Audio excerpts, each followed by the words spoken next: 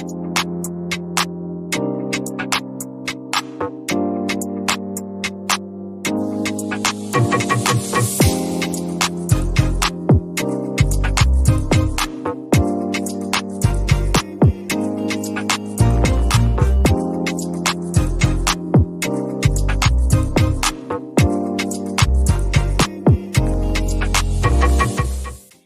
everybody. Welcome to the Soca Mom Summit.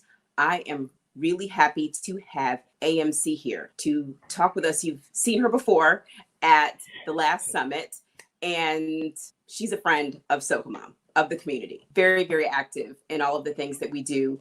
And one of the stories that she told in an article really struck me. I remember sharing it as soon as I read it because it's really, really scary right now for a pregnant Black woman. That's not including Definitely. during COVID-19. That's not including, riot times when you're pregnant and thinking about having a baby. It is just scary going into the hospital knowing that you might not be heard when things are wrong. Serena Williams almost lost her life, the greatest tennis player in the world, because people don't hear us. They believe that our threshold for pain is different from other people. So a lot of times we're not heard. I wanted AMC to come here and tell us her story and how her family was so instrumental in making sure her son got here safely, and that she's here today to talk with us about what happened. So AMC, please introduce yourself and tell us what happened. Hi, everybody. I mean, you guys must be really tired of seeing my face at this point. Um, I'm Anne Marie, AMC, known on the internet, and I wanted to give you guys a little insight on what transpired. Um, I'm thankful every day that I'm actually here to share the story with you. What happened was I had a great pregnancy, wonderful pregnancy. I have a wonderful little boy, and the pregnancy was everything I imagined it would be. It's my first child, first one and done. And I went into labor and I went to the hospital and I had my little one. I had a C-section. He was supposed to come the following week, but he decided I'm coming into this world earlier. And unfortunately, from the time he was delivered to when I was in the recovery room with my family, that's when things started to change. And it started to change for me, actually, because I started to feel a difference. I was kind of having like an out of body experience, honestly. So my entire family, who has no behavior, took over the recovery room. And we were celebrating and we were happy and joyous and the whole nine, but I just felt like I couldn't respond with the same interaction that everybody was giving me and the love that everybody was giving me. And I just didn't feel right, so I said, let me take a nap and I'll be fine tomorrow. The next day I woke up and I distinctly remember my mom looking at me telling me, you're stressing me out, Anne Marie. And that's all I remember. And from what they told me is that I woke up and it looked like I had a stroke. So my tongue was hanging out of my mouth. Um, and I kind of looked like a dog that was having heat stroke. So the doctor was asking me my name. I answered my name. He asked me what my if I knew where I was, and I said my phone number. Then everything just started to go downhill from there. After that, long story short, I basically suffered from post-eclampsia, and the worst type is HELP syndrome, and that is actually what I suffered from. It took me on a roller coaster ride. I almost didn't make it through, but those who know me know I'm a persistent one, and my spirit is strong. So I fought my way back, and I had a little boy to come back to. So I made my way back. But this preeclampsia period is something that we need to talk about, especially in the Black community. For our women, we need to be aware of preeclampsia and post-eclampsia. That's really, really important. And I didn't know, that there could be so many complications afterwards because, like you said, the Mhm. family gets excited. And Yeah. I remember after I had my son, he was in a bit of distress, my middle son, and they just kind of rolled out with him. They weren't looking back at me. They weren't really, they're just like, ooh, the baby's here. God is good. And I'm like, Right. hello, is anybody going to finish Uh-huh. this up? This You and know? this is the thing, is that we are second or maybe even third. I couldn't even tell you what comes after us, but everything is about the baby. And Yes. trust me, I understand that for sure. But I think that the baby and the mother come as one package. Yes. That's just my feeling. So if baby is fine, tend to the mother accordingly. And let me tell you, when those doctors, God bless my mother. My mother is 5'1", and she is a little punch of fire. St. Lucia, big up. She was not playing. She has been in the industry, in the what do you call it, in hospital care industry for a long time. I can't even, maybe more than 25 years.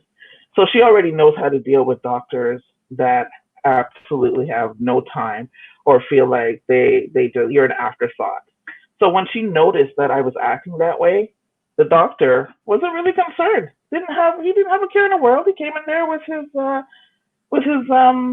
student, his med student, took his notes, and he was walking out. And my mother followed him into the hallway and told him, this is not my daughter. I don't know who that person is. This is not my daughter. My daughter is a jovial person. She is a writer. She cannot put a sentence together right now. This is not working. What you need to do is you need to run some tests, and you need to run some tests now. Otherwise, I need to speak with the person that will do these tests, but I am not leaving here until these tests are done. They are lucky she didn't say it in Patois. So, question. Yes. Many of our advocates, maybe even our dads, our partners, and many of them are Black. Mm-hmm. A lot of us have been conditioned to not appear to be angry or aggressive Mm-hmm. or anything like that because you don't want to get put out. You don't want, because there's Right. police. Let's just be Mm-hmm. real. In those maternity And they will wards, not they have hesitate. police, and they will Mm-hmm. not hesitate to remove you. I remember they wanted my husband to leave during the epidural, which is standard, Really? you know, Okay. all of the times that I've had Actually, yeah. epidural. I'm not playing games. Please knock me out as much as you can. I'm not no natural birth person. But they've always said you need to go. And Mm-hmm. he wasn't trying to leave because he knows they're not really checking for us like they should. Mm-hmm. So he was like, Mm-hmm. nah, I think I'm gonna stay. And dude didn't even flinch. He was like, I'll get security. Husband was like, you know what? I hope you all right, because I'm gonna go. I hope this is quick. Because that's not what you want. You don't want Of prison, course not. Then right? next thing you're banned, and it's a whole other thing, right? So I think how you know did what. your family navigate that? You've got, like you said, a lot of people. How did they navigate advocating for you, and then that kind of weird innate fear that people have of the angry Black woman or the belligerent Black man? And these are all myths. How did you Yeah, deal? I think my mom, I guess, as I said, she knows how to speak to them, and you have to be a matter of fact. Like, you have to really put your foot down and stand your ground. I think, earlier you were saying that we have to, um, that basically they would, people would come to take care of us or whatnot, but they don't want to hear us. But there are sometimes that we don't speak up. And that's another thing. We need to learn to speak up. Um, I've spoken to so many mothers after the fact that told me, I felt a little twitch somewhere, but I decided to just not say anything because they kind of knew that the doctor would not even bother take care of what they were going through. So that's really, really important. I think we need to speak up. But in terms of my mom, yeah, my mom knew how to speak to them.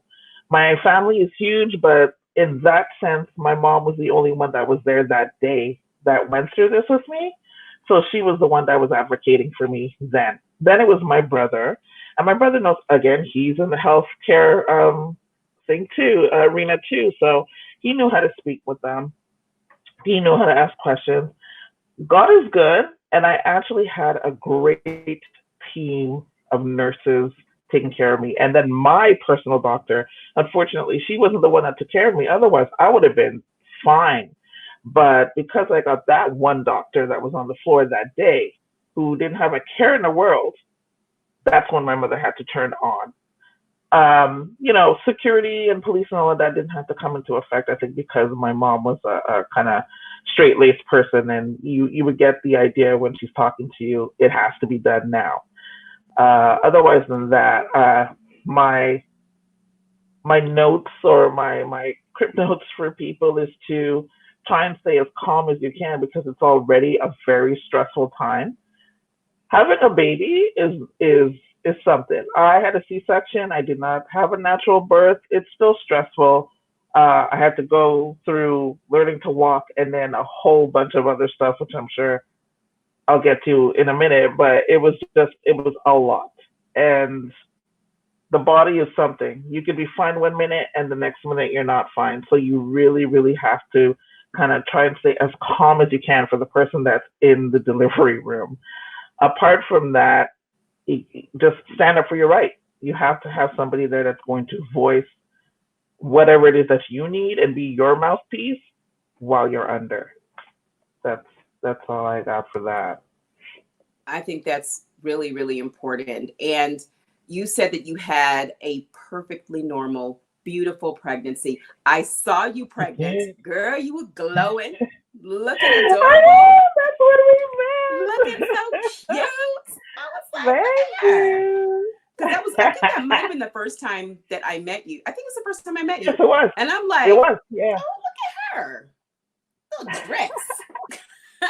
So I could see the happiness and everything on your face. And I'm like, oh, she's so cute. So you had this beautiful pregnancy.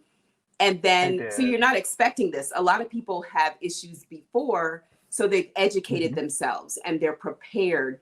And a lot of the stories I hear, people had uneventful pregnancies. And then it's Hmm. the aftermath that is the issue. That's when Hmm. they are bleeding. And that's when, the doctor's like, oh, you'll be fine. We've seen this before. Or they take their sweet time. Hmm. And, Hmm. we suffer for that. So if someone's having a perfectly good pregnancy, right? Our doctors tell us, please don't go on WebMD and read everything because you're going to be freaked out. Please I don't read go, everything.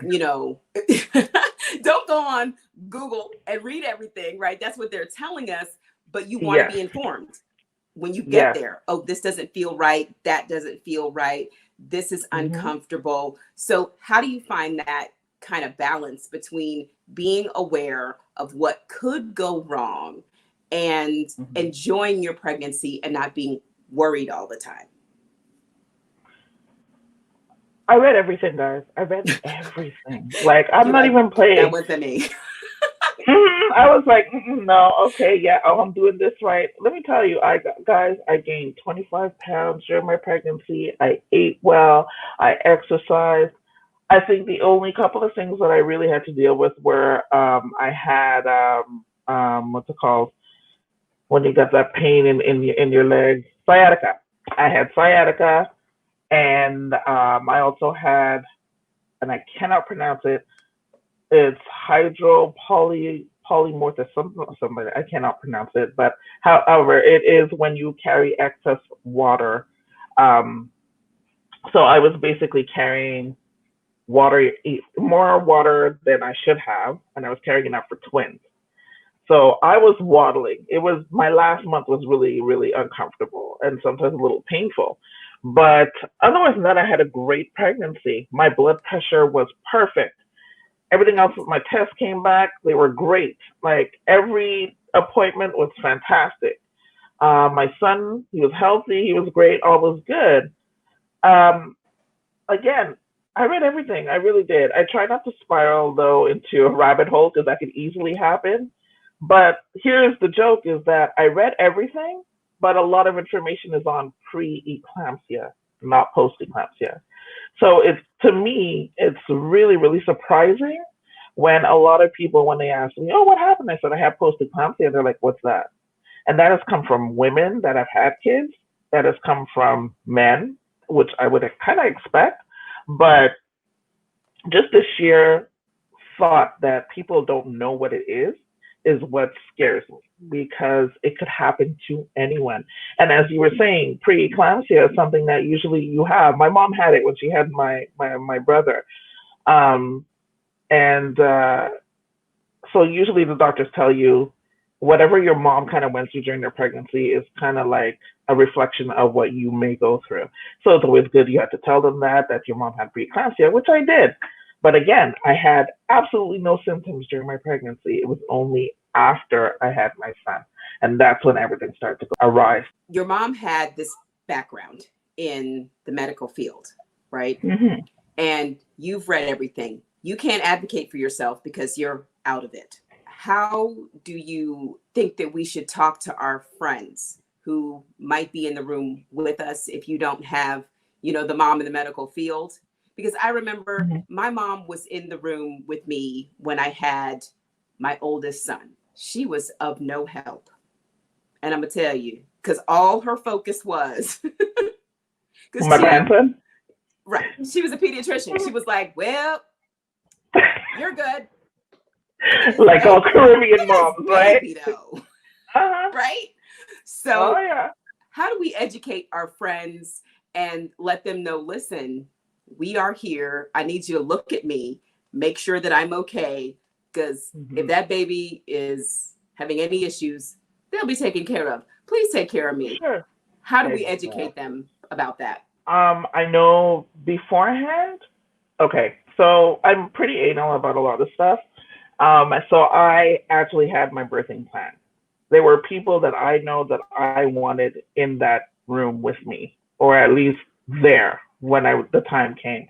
And I stuck to that. Like, I'm a stickler for things. I'm like, listen, I want 4 people in here. If you are 5, I don't know you, split. I'll call you tomorrow. That's how it was going to go down.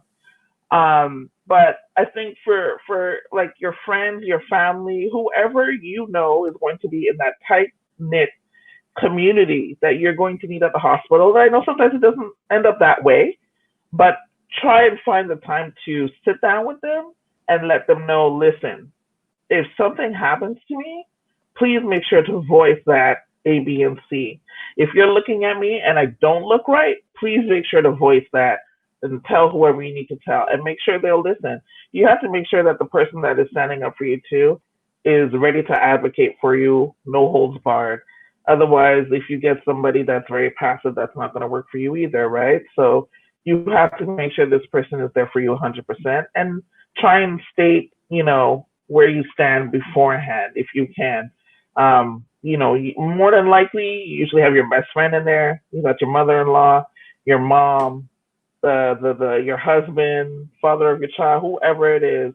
Just let them know, hey, because they're the people that know you. They know what you look like. They know how you'd most probably be after having a kid, like you got hit by a truck. You know what I mean?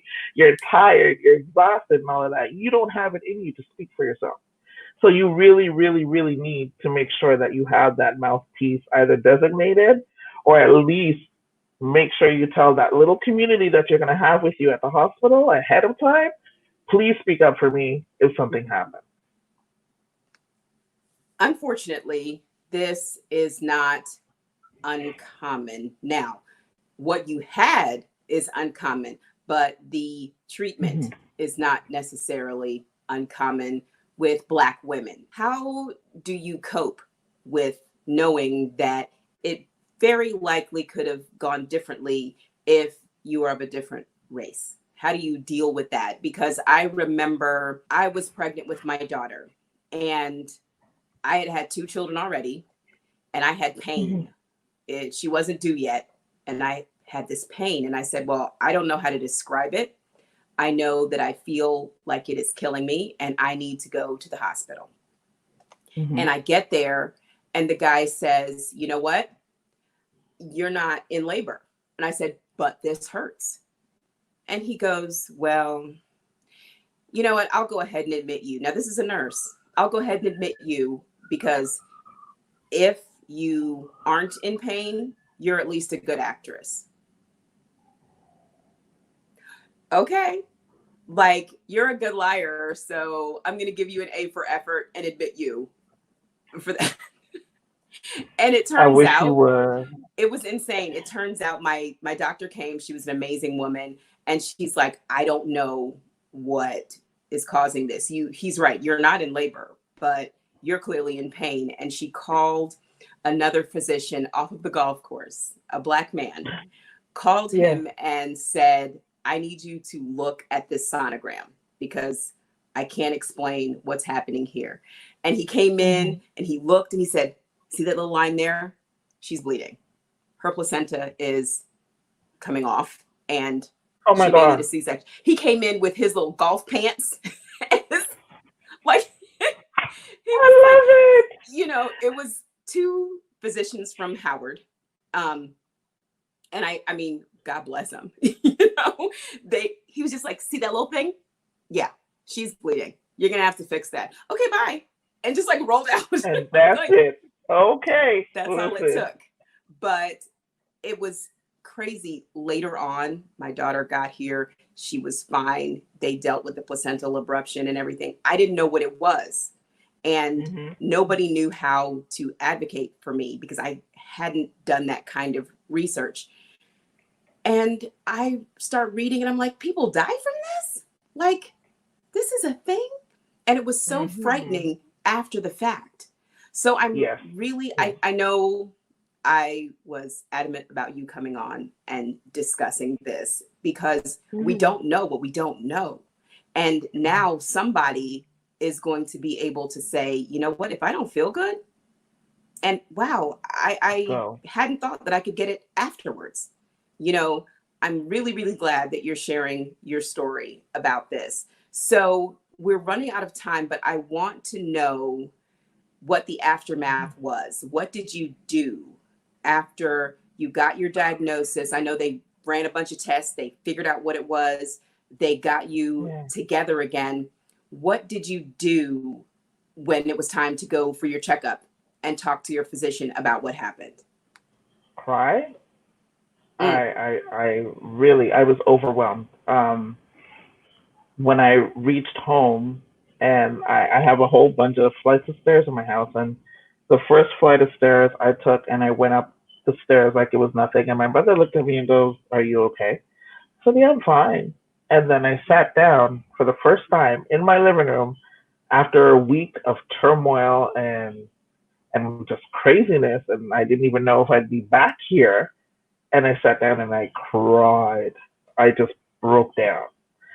Um, Even when I went to go and see my doctor, she just looked at me and she goes, "Girl," she said, "from the time that I knew you, you've been a very bubbly and outgoing personality. And I honestly feel like that helped you to heal." I think, your disposition has a lot to do with healing, but that's a whole other story. But it was tough though. I went through postpartum depression. I went through a whole host of stuff. I was slurring after this. I had so many different ailments um, that were born from everything that transpired, and I had to learn a lot of new stuff again. So it was really, really difficult. I had to learn to. There were times I was dropping words in my sentences, and I could not come up with the right word to come into line, and that scared me. I'm a copywriter by trade. I'm a writer, so that really, really terrified me. I had oral and visual hallucinations. I had a low platelet count. I had very high hypertension to the point where I was almost in a coma. So there are a lot of different things that came to play. But when I tell you that therapy was my friend, honestly, it really, really was. If it's one time in my life that I really needed someone to speak to and get a lot of this heaviness off my chest, yeah, therapy was the way to go, and I still do it today. So it's a lot. It's a lot to carry. I'm still carrying parts of it with me. I mean, it'll never go away, right?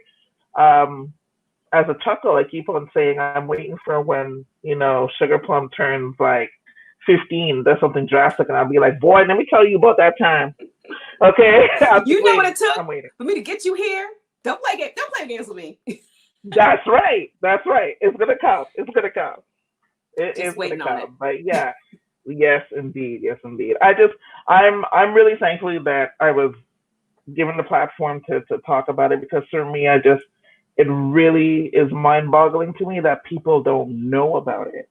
Right. And when I started researching it after the fact, because I didn't even know, I did all the reading.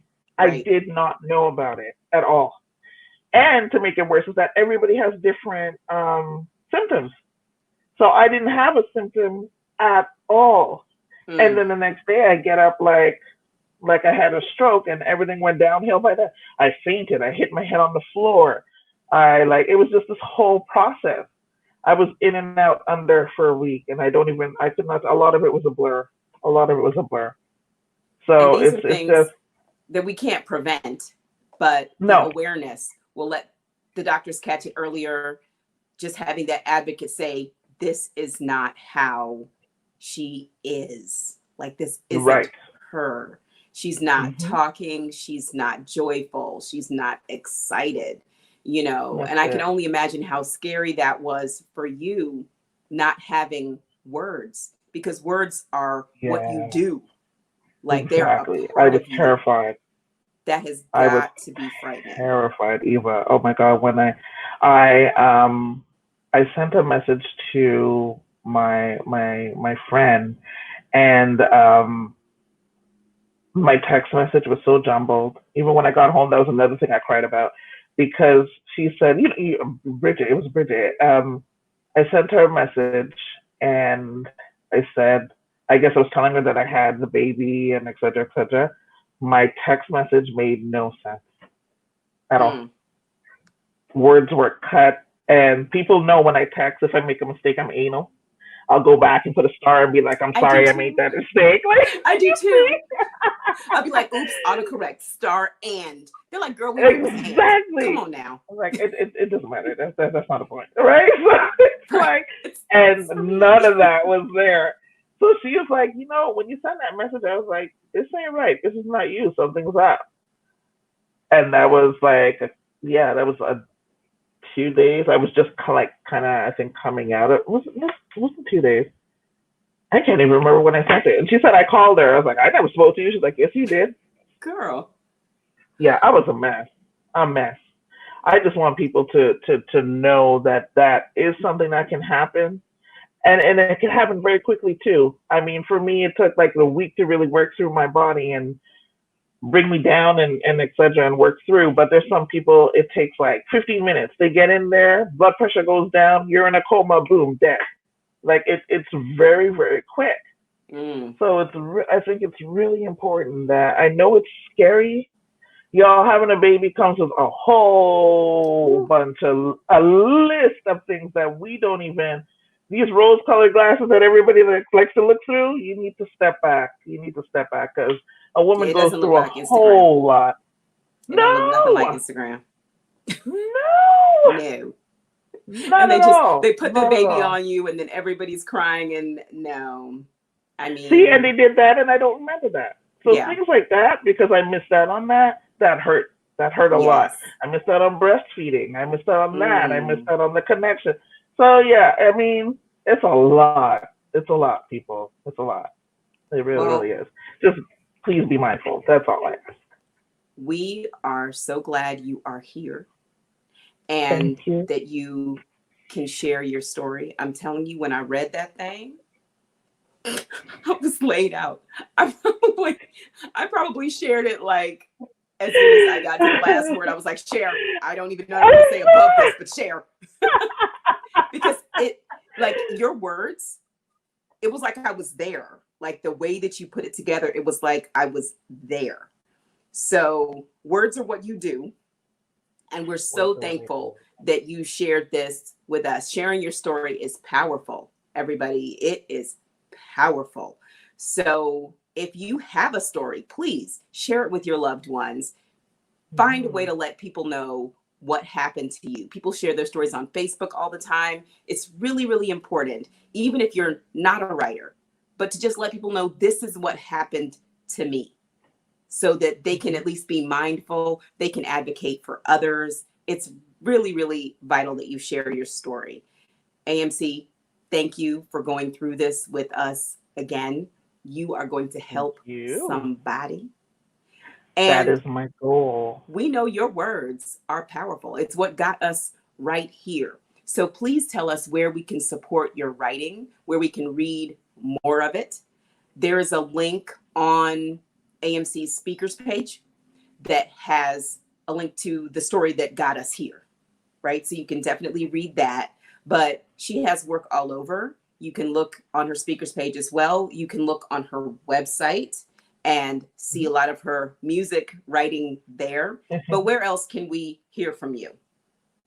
I'm right now, the latest piece that should, it should be up by now, is on Toronto Life. And in the midst of all of this change that we're going through right now, I happened to speak with the executive director of the Black Legal Action Center, which is here in Toronto. And she is absolutely amazing. And I got to speak to her about her life and what she does at the center and what she's gone through as a Black woman in law, basically. And it was a really, really great chat. So that is my last piece that should be floating around somewhere on Toronto Life. But of course, you'll be able to find it on my website. I'm working on a book on my whole post-eclampsia experience. Because when I tell you, guys, I saw Bob Marley, okay? I saw Bob Marley. He was in my room, and nobody can tell me nothing. So I am writing a book. Girl, I'm ready for this book already. I'm like, I need to know what Bob said. Like, listen. Because if you died on that table, then the first person you see is Bob Marley. I'm like, Bob. It wasn't no white light. You were like at the concert. What happened? I wasn't even on the table. I was in my room, and this was during after when I came out of the funk, and I'm looking at everybody. No, I was feeding my son in NICU because he had to stay there until I got better. Mm-hmm.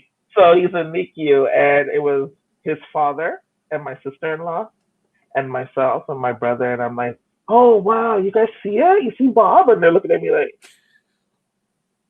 I said, no, seriously, you don't see him? Like he's dead straight. I'm serious. And they're looking at me like, serious. Anne Marie, are you serious? Like, for real? I'm like, forget you guys, man. I heard Kibo Bryson. Like, it's a whole thing. Let me tell you, it is a whole thing. So I'm working on a book. It's something. It was something. Look, that sounds like a Netflix movie while you playing. You like, have no I want to see idea. Bob in the corner like, hey, girl, how you doing? Slinging them locks. Just hey, girl. How you feel? A mess. That's what it was. It was an entire mess. But you know what? I gotta laugh at it now because my family will not let me live it down for the life of me. So yes, I am writing this book. Live it down either. That's the best. Girl, you got me snort laughing on the side. Girl, I'm telling you, there are other stories that I won't even share. You guys will have to just wait for the book. It's coming. It's coming. It's pouring out of me. Look, I'll be right there, and I'll watch. I'm gonna flip to Bob and then come back. Let me just come back to the rest of the book. And then read the rest of it later. But thank you so much for being here, for sharing your story. Everybody, remember, go to SocaMomSummit.com and check out her speakers page. It has every link you need to get to her story in print so you can share it, to get to her website. And I will put that up for you again. Twitter, Instagram, you can share all of her stuff, read her stuff, and support her. So thank you so much for joining us for Soca Mom Summit. Thank you, AMC. It is always a pleasure to see you and talk to you. Thanks. Okay. Bye, everybody. Bye, guys.